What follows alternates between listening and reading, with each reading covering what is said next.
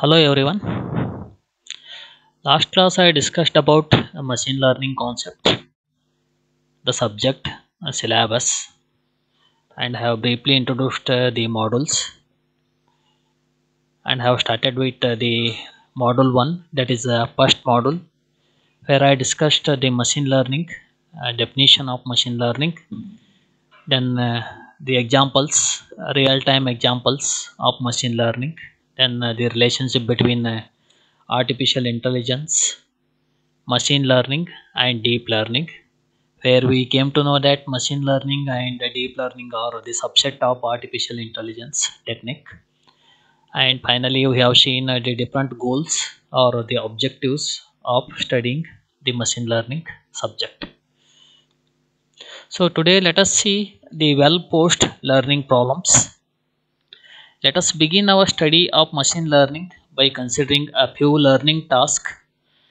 So we'll define the learning broadly by including any computer program that improves its performance at some task through its experience. So here you can see this definition, that is a computer program is said to learn from experience E with respect to some class of task T and performance measure P. If its performance at task in T as measured by capital P improves with the experience E. It means that a computer program is said to learn from its experience. So here the computer program will learn from its experience at some task and it will improve its performance. So such problems are considered as the well posed learning problems or well defined learning problems. For example, consider a computer program which will learn to play checkers, that is a checker game. You might have played this game. So consider a computer program which will learn to play the checkers might improve its performance as measured by its ability to win at the class of task involving playing the checkers game through the experience obtained by playing games against itself. So in this particular problem or with respect to any problem, by considering that as a well defined learning problem or a well posed learning problem, here we must identify the three features. One is the class of task, the second one is the measure of performance to be improved, and the third one is the source of experience. So you take any well defined learning problem or a well post learning problem. So with respect to that problem we must identify three features. One is the class of task, second one is the measure of performance to be improved, and third one is the source of experience. Now let us try to understand the checkers game. So you might have seen this checkers board. Some of you might have played this game, checkers game. So if you want to know the basics of this game, that is checkers game, the checkers is played by only two players. Each player begins the game with a 12 colored disc. Of course, one set of pieces is black and the other set is red. Each player plays his or his piece on the 12 dark squares closest to him or her. The black piece moves first, of course, and the players then alternate, that is the alternate player will move. The checkers board consists of 64 squares alternating between 12 dark and 12 light squares. Sorry, 32 dark and 32 light squares, so total 64 squares.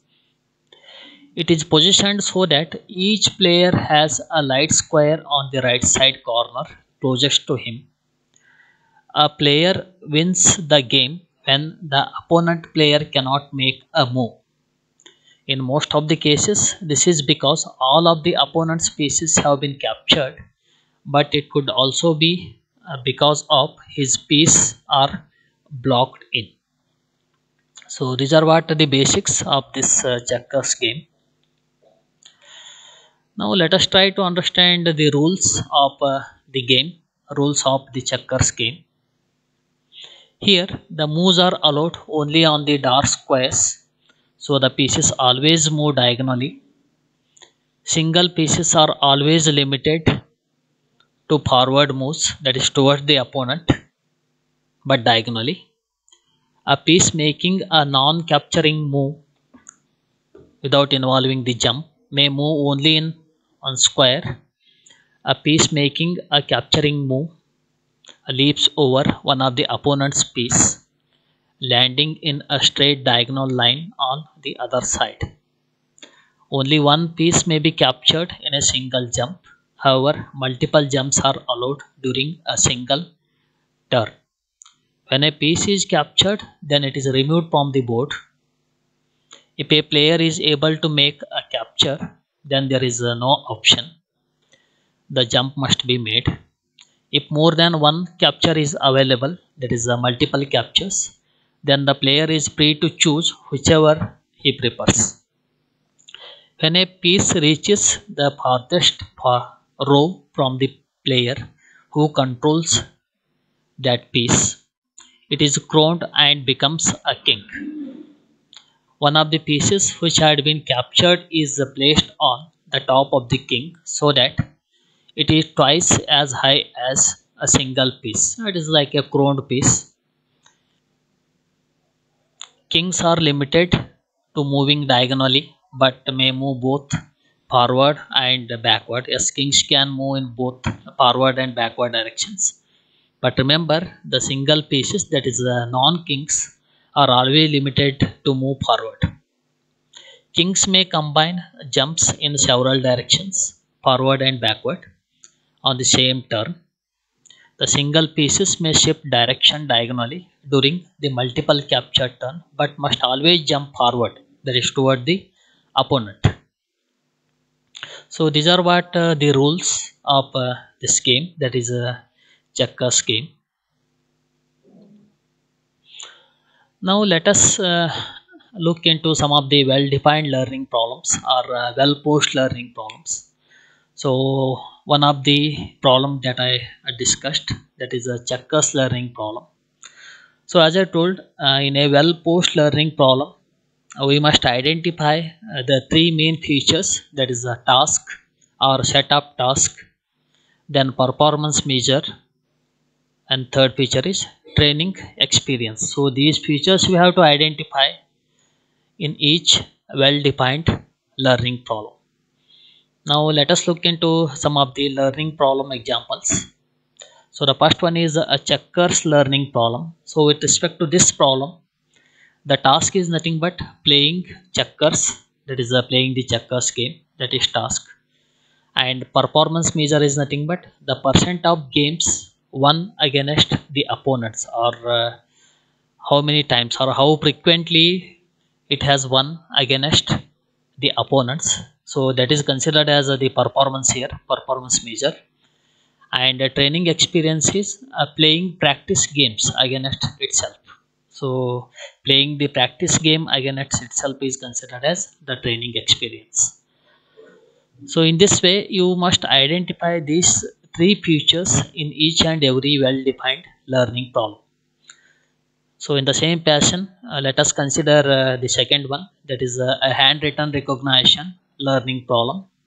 So with respect to this problem, task is nothing but recognizing and classifying the handwritten words within the images, that is a task. Then performance measure is percent of words correctly classified, or the number of words that it has classified correctly, that is considered as the performance measure here. And training experience is a database of handwritten words with the given classifications. So that is considered as the training experience for that. So in the same fashion, consider the one more problem, that is a robot driving learning problem. So with respect to this problem, task is nothing but driving on public 4-lane highways using the vision sensors. So that is a task. Performance measure is average distance traveled before an error occurred, as it is judged by the human overseas. So uh, what average distance it has traveled before an error occurred, that is considered as the performance measure. Then training experience is nothing but a sequence of images and steering commands recorded while observing a human driver. So that is considered as a training experience. So in this way, you must identify these features in each and every well-defined learning problem or well-posed learning problem. So the definition of learning is broad enough to include most of the tasks that we could conventionally call them as learning task. It is also broad enough to encompass the computer programs that will improve from their experience in quite straightforward ways. For example, consider a database system that allow users to update the data entries would fit our definition of a learning system. So here it improves its performance at answering the database queries based on the experience gained from the database updates. So this is about the well-posed learning problems or well-defined learning problems. So in the next class, I'm going to discuss designing a learning system. So this concept I will discuss by considering the checkers learning problem as a case study. So let us continue it the next class, the remaining concept. Thank you.